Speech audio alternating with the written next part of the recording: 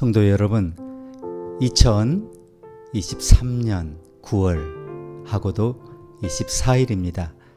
대한민국의 추석을 불과 한 주 앞두고 있는데요. 고국과 전세에 흩어져 계신 성도 여러분, 하나님의 축복과 위로, 기쁨이 오늘 여러분에게 충만하기를 축복합니다. 함께 기도하시겠습니다. 하나님 아버지 감사합니다. 우리 안에 성령님이 오시고 또 우리 안에 하나님의 음성이 들려지게 하시고 또 우리의 삶이 빛으로 열매로 드러나게 하시고 우리 안에 하나님과의 관계를 확신하는 영생을 시작하셔서 하나님 나라 이론으로 우리 직업과 우리의 24시간 호흡을 통해서 하나님 나라의 삶을 살게 하신 것을 감사합니다. 이제 한 주간 부지런히 달려온 저희들이 오늘 말씀을 통해 동기부여를 받고 하늘의 힘을 얻기를 원합니다. 이 자리에 오신 주님, 특별한 권능으로 은혜로 기쁨으로 동행하시고 부어주시고 공급하셔서 새해 한 주간을 달려갈 수 있도록 축복하여 주시옵소서. 오늘 우리 예배를 통해서 한량없는 은혜를 베풀어 주시옵소서. 예수님의 이름으로 기도합니다. 아멘.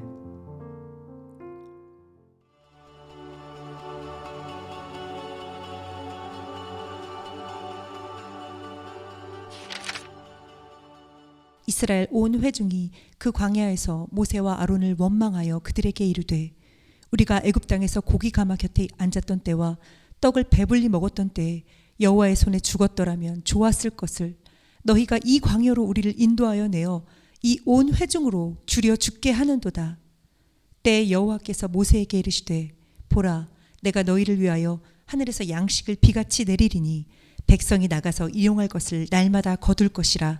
이같이 하여 그들이 나의 율법을 준행하나 아니하나 내가 시험하리라. 제6일에는 그들이 그 거둔 것을 예비할지니 날마다 거둔 것에 갑절이 되리라. 모세와 아론이 온 이스라엘 자손에게 이르되 저녁이 되면 너희가 여호와께서 너희를 애굽 땅에서 인도하여 내셨음을 알 것이요 아침에는 너희가 여호와의 영광을 보리니 이는 여호와께서 너희가 자기를 향하여 원망함을 들으셨음이라.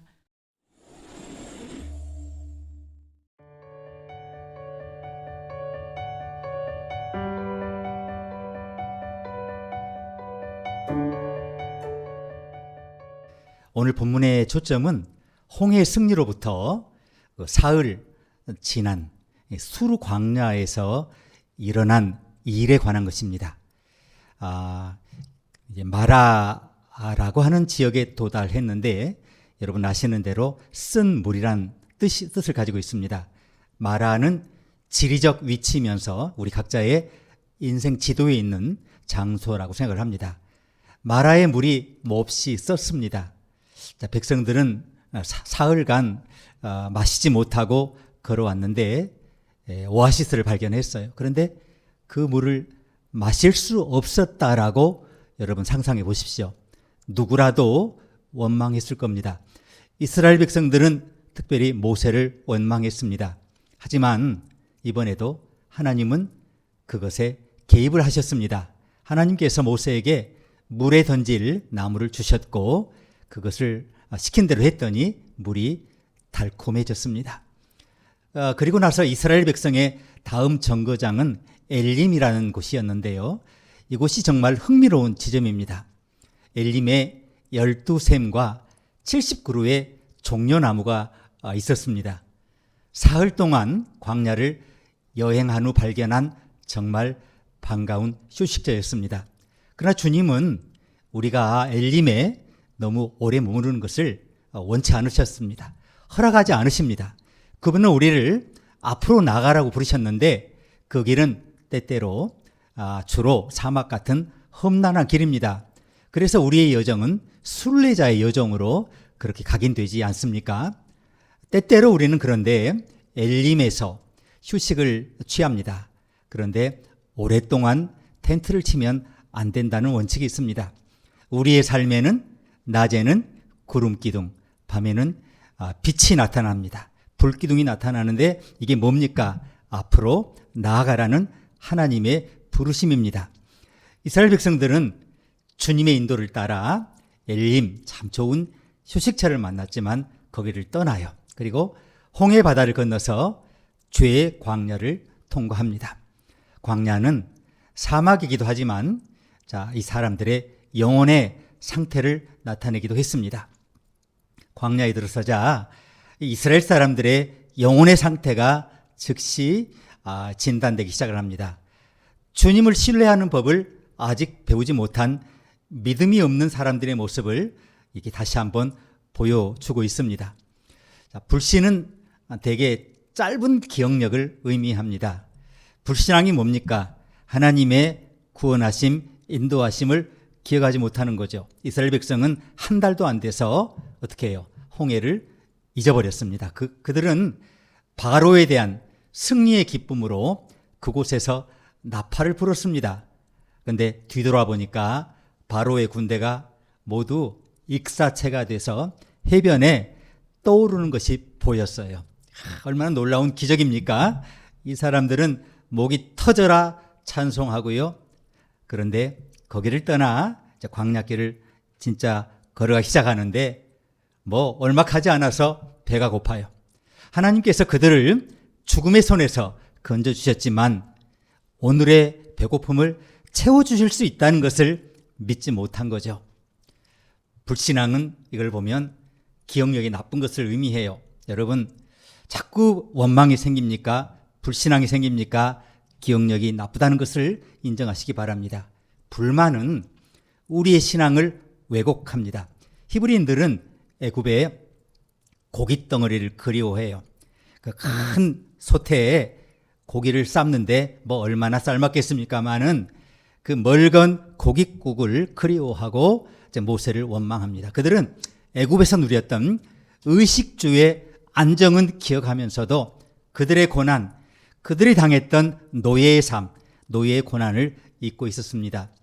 우리의 기억력은 주로 두 가지 방식으로 작동을 합니다. 우울증 연구하시는 분들 얘기 들어보면 얼마나 나쁜 일이 있었는지 기억하지 못하고 또 좋은 일도 기억하지 못합니다. 이제 이스라엘 백성들의 상황에 저와 여러분의 상황을 대입해 보겠습니다. 그들은 홍해에서 벗어나 광야로 이동했습니다. 힘든 여정이었습니다. 할머니, 할아버지, 손자, 손녀, 가태어난 아기까지 그 짐까지 그 온 가족이 아픈 사람, 건강한 사람, 젊은 사람, 연세 드신 시니어들 모든 사람이 움직이는 여정이니까 얼마나 느리고 답답하고 짜증나고 갈증 났겠습니까? 그런데 갈증에 이어서 이제는 먹느냐 죽느냐 기근의 위협까지 이제 오게 됩니다. 모세와 아론은 그냥 매 순간 백성들의 분노에 시달려요.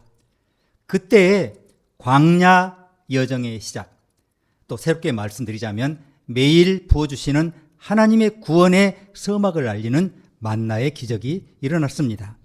여기에 하나님의 명백한 구원 행위가 나타나요. 최고의 은혜의 개입이 일어나요. 강력한 행위가 일어나요. 만나의 기적을 세 가지 관점에서 보면 첫째는 만나는 시험이에요. 또한 만나는 표징이에요. 그리고 또한 만나는 진리입니다. 먼저 첫 번째 시험의 관점에서 만나를 보겠습니다. 4절을 들어보시기 바랍니다. 이는 내가 그들을 시험하여 그들이 내 율법대로 행할 것인지 아닌지를 보려 함이니라. 하나님께서는 이스라엘 백성이 광야에서 방황하는 동안 필요한 모든 것을 한 번에 공급해 주실 수 있어요. 하나님이 그것을 왜 못하시겠어요? 한꺼번에 주시면 되죠. 하지만 그렇게 하지 않으셨습니다. 그날 필요한 만큼만 주셨습니다. 21절을 한번 보시기 바랍니다. 아침마다 그들이 각기 먹을 수 있는 만큼 거두었으나 해가 뜨거워지자 녹아버렸더라. 예수님도 우리에게 기도하라고 가르치실 때 똑같은 말씀을 하셨습니다. 오늘 우리에게 일용할 양식을 주옵시고. 따라서 만나의 선물은 지속적인 훈련입니다. 즉 우리가 습관적으로 주님을 의지하도록 하는 신앙이에요. 어제만 의지하고 내일 의지하는 것뿐 아니라 매 순간 주님을 의지하도록 주시는 훈련이라는 의미입니다. 가장 행복한 사람들은 피로를 전혀 느끼지 못하는 그런 부유한 사람들이 아닙니다. 하나님께서 피로를 충족시키는 것을 매 순간 체험하는 사람들, 그분들이 가장 행복한 사람들입니다. 예수님의 첫 번째 기도를 떠올리지 않을 수 없습니다. 심령이 가난한 자는 복이 있나니 천국이 그들의 것이며, 심령이 가난한 사람은 자신이 하나님을 의지하고 있음을 아는 사람이라는 겁니다. 그분들이야말로 정말 행복한 사람입니다. 가장 행복한 사람은 욕구가 없는 사람이 아니라 하나님에 의해서 하나님의 욕구가 충족되는 것을 체험하는 사람, 그분들이 가장 행복한 사람들이라는 겁니다. 행복한 사람들의 또 다른 범주도 있어요. 그 사람들은 자신이 가진 것이 사실은 축복이자 선물이라는 것을 아는 사람들입니다. 내일이면 다 사라지잖아요. 내일이면 사라질 수 있는 것이기 때문에 자신이 가진 그것을 매일 아침 주어지는 신선한 만나로 받아들이는 사람들, 이분들이 행복한 사람들이라는 겁니다. 이 시험에는 또 다른 교훈이 있습니다. 그것은 우리가 내일을 위해 저축할 수 없는 것들이 있다는 거예요. 저장할 수 없는 것들이 있다는 겁니다. 어제의 만나를 오늘의 양식으로 사용할 수 없어요. 비축할 수 없어요. 오늘 저녁까지 사용할 수 있지만 내일은 다시 받아야 합니다. 식량을 쌓아두고 일주일 내내 늦잠을 자고 있을 수는 없다는 겁니다. 일상적으로 일어나는 일이 있다는 것을 말씀합니다. 가족 간의 사랑도 그렇죠. 사랑은 반은 역사고 반은 감정인 것 같아요. 사랑하는 사람은 주로 체험에서 힘을 얻는 것 같습니다. 자, 사랑을 저장할 수 있다고 해가지 마십시오. 사랑은 매일 주어지고 유지되고 살아있어야 해요. 말과 행동으로. 저녁에는 소멸된다고 봐야 돼요. 내일 새롭게 사랑을 표현하고 사랑을 설득하고 사랑을 말과 행동으로 표현해야 합니다. 매일 새롭게 주어지고 받아들이고 느끼고 고백해야 되는 게 사랑입니다. 매일 아침 신선한 만나여야 하는 것이 사랑입니다. 심리학자들, 결혼 상담사들은 일반적으로 결혼 생활에서 가장 큰 세 가지 문제를 성생활, 그리고 돈, 그리고 의사소통, 이것을 지적을 합니다. 그런데 이 모든 것을 뛰어넘는 가장 중요한 것은 사랑은 매일 말과 행동으로 살아있어야 한다는 겁니다. 주어져야 한다는 겁니다. 새롭게 받아들이고 새롭게 결단하고 새롭게 설득하고 새롭게 겸손하게 고백하고 무릎 꿇어야 한다는 겁니다. 결혼 생활이 실패하는 이유는 이 부분에 관심을 기울이지 않기 때문이라는 겁니다. 부모가 이에 관심을 기울이지 않으면 자녀들이 양육되지 않습니다. 성숙하지 않습니다.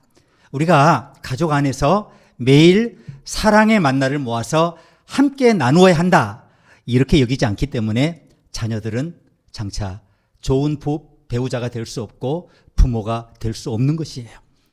기독교 신앙은 뭡니까? 매일 새 일을 만나는 것입니다. 우리가 기독교 신앙을 경험하게 되면 어제의 만나를 보관할 수 없다는 걸 알게 돼요. 매일 새롭게 받고 유지되고 소비해야 되는 것입니다. 신앙은 집안일 어때요? 하루라도 안 닦으면 어떻게 돼요? 기침하게 되잖아요.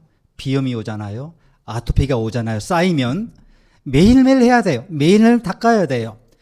그래, 절대 매일 하는 일을 포기하지 않겠다는 결심을 해야 돼요.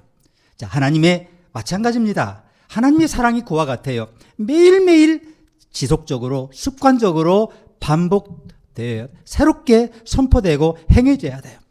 하나님의 용서의 관점에서 한번 생각해 보십시오. 우리는 용서를 저장할 수 없습니다.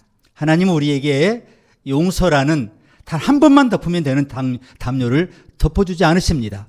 용서는 매일 아침 신선하게 다가옵니다. 우리는 매일 용서받습니다. 매일 고백합니다. 매일 그날에 몸을 씻듯이 우리가 매일의 죄를 고백하고 하나님께 용서를 받습니다. 용서가 이렇게 매일 신선하게 우리에게 주어집니다. 우리는 그 용서를 저장하지 못합니다. 매일 새롭게 회개하고 고백하고 용서되어져야 합니다. 그것은 우리 삶의 모든 죄, 모든 실패, 모든 단점에 대해서 매일 하나님께 고백하고 감사하고 용서받고 사랑해야 한다는 것을 의미합니다. 그러니까 그런 의미에서 그리스도인은 매일 육체의 양식뿐이 아니라 우리의 실존적 삶에 있어서 매일 만나를 먹어야 하는 존재인 겁니다. 하나님의 관점에서도 한번 생각해 보시기 바랍니다.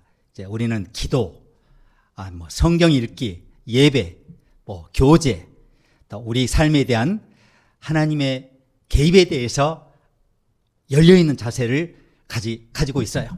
자, 그리고 매일 그분이 임재하셔서 우리의 모든 관계와 기도와 성경과 우리의 예배에 그분이 기름칠을 해주셔야 돼요. 그분이 부어주셔야 돼요. 그분이 충만히 그것을 돌려주셔야 돼요. 그래야 이것이 우리의 신앙이, 우리의 삶이 유지가 되고 우리 안에 이미 주어진 하나님과의 관계 영생이 활성화되고 또 확대되고 확장되고 충만하게 되는 것입니다. 완전케 되는 것입니다. 하나님께서는 우리가 그분을 의지하는 것을 알 수 있도록 매일 아침 신선한 만나를 주십니다. 행복한 사람에는 두 가지 범주가 있습니다. 많은 필요를 구하고 있는데 하나님이 그 필요를 채워주시는 것을 아는 사람, 체험하는 사람, 경험하는 사람, 그리고 물질적으로 풍족한 축복을 받았어요. 그런데 그것이 하나님의 풍성한 선물이구나, 축복이구나, 이것을 알고 고백하고 감사한 사람들, 이게 두 종류의 사람들이 있어요. 내일이면 사라질 수 있기 때문에 이분들은 자신이 받은 축복을 매일 아침 주어지는 신선한 만나처럼 받아들일 줄 아는 그런 믿음을 갖는 것입니다. 따라서 우리는 매일 만나에 의존하는 법을 배웁니다. 그것은 우리 삶의 내일을 위해 저장할 수 없는 것들이 있다는 것을 가르쳐 주죠. 우리는 그걸 오늘 알았어요. 어제의 만나를 오늘의 식량으로 사용할 수 없는 것이 분명합니다. 자, 개인적인 문제로 유대인 랍비를 찾아온 한 사람에 대한 재미있는 이야기가 있습니다. 랍비가 이렇게 말해요. 걱정하지 말고 하나님께 기도하세요. 이렇게 조언을 합니다. 그랬더니 남자가 하지만 어떻게 기도를 시작해야 될지 모르겠어요. 이렇게 얘기를 합니다. 그랬더니 랍비가 잠시 조용히 눈을 감고 생각하더니 그럼 기도가 되지 않는다고 하면 대신 걱정을 하고 있다는 뜻이군요. 이렇게 말했다는 겁니다. 그렇지 않습니까, 여러분?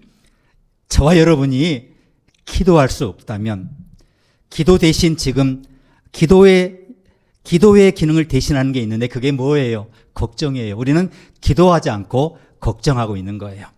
걱정거리가 많다는 거예요.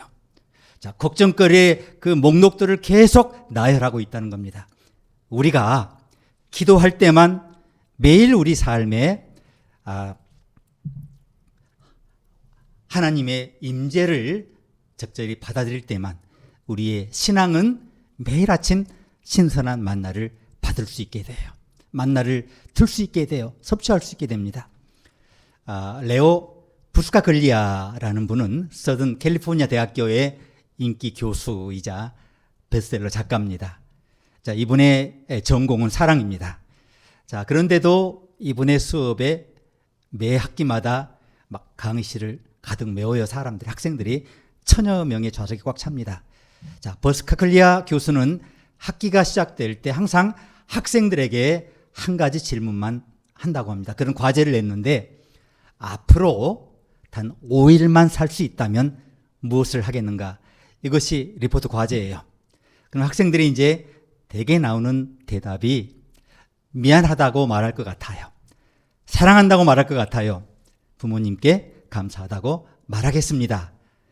자, 그런데 재밌는 것은 학생들은 과제를 제출하지만 교수는 점수를 주지 않는다고 합니다. 대신 이 부스카글리아 교수는 페이퍼 상단에 굵은 글씨로 항상 이렇게 써서 학생들에게 돌려보내줍니다. 그럼 왜 지금 하지 않나요? 뭘 망설이고 있나요? 사랑하는 여러분, 오늘도 저와 여러분이 풍성한 양식을 만나를 받았습니다. 영혼의 음식을 받고 있습니다. 삶에 대한 느낌을 받고 있습니다. 감사를 받고 있습니다. 하나님이 우리 안에 오셔서 깊은 신령한 관계를 맺어주시고 하나님 계속 음성을 들려주시는 영생의 관계라는 걸 알았어요. 이제 저와 여러분의 주어지는 하나님의 임재의 축복이 열매로 드러나기를 원합니다. 율법의 완성은 사랑이라고 했는데 사랑으로 드러나기를 원합니다. 특별히 우리가 선한 일을 하되 믿음의 사람들에게 하라고 사도 바울은 말씀을 하지 않습니까? 우리가 늘 보던 사람들에게 친절해야 합니다. 교회에서 늘 보는 익숙한 분들에게 다가가 고맙다고 말할 수 있어야 합니다. 우리가 늘 가장 가깝다고 느끼는 배우자에게, 자녀들에게, 부모님에게, 친구에게 오늘 고맙다고, 감사하다고 깊은 감사를 전할 수 있기를 바랍니다. 여러분, 이번 추석에 아름다운 사랑의 소통이 이루어지고 우리가 받은 만나를 아름답게 나누고 확산하고 유지하고 신선하게 관리하는 아름다운 추석 되시기를 주의 이름으로 축복합니다. 함께 기도하시겠습니다. 하나님 아버지, 매일 아침 신선한 만나를 우리 삶에 공급하시니 감사합니다. 우리의 모든 필요를 빠짐없이 적시에 넉넉히 아버지 공급하시니 감사합니다. 우리가 충분히 평생 살 것을 받았지만 그것이 하나님의 선물인 것을 알고 우리가 그것의 관리자라는 것을, 하나님의 재산 관리자라는 것을 알게 하신 축복을 감사합니다. 하나님 느낌으로 또 실제의 필요로 하나님이 우리의 삶에 매일 공급하시는 은혜를 감사합니다. 이제 추석을 맞았습니다. 추석을 앞두고 오랜만에 만난 사랑하는 가족들에게 하나님을 대하듯 그분들에게 친절히 대하고 잠시 서로 섬기며 어려운 순간이 있을지라도 선한 말과 덕을 세우고 축복하고 위로하고, 그래서 더욱 사랑이 깊어지고 더욱 그리워하는 아름다운 관계로 우리의 관계가 성장할 수 있도록 우리의 모든 만남을 축복하시고 안전하게 그 길을 지켜주시옵소서. 예수님의 이름으로 감사합니다. 아멘.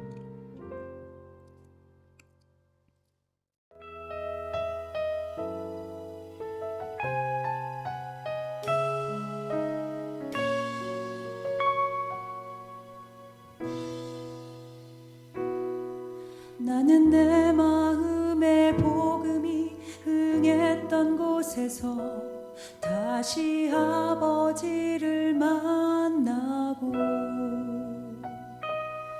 주님 내 마음의 연약한 눈물의 끝에서 또 나를 반겨주시네.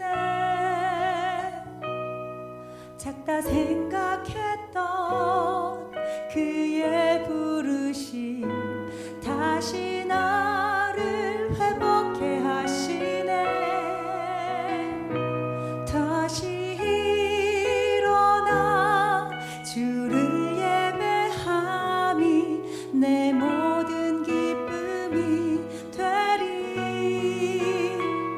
그의 기쁨 되어 삶의 모든 순간을 주께다 내어드리리.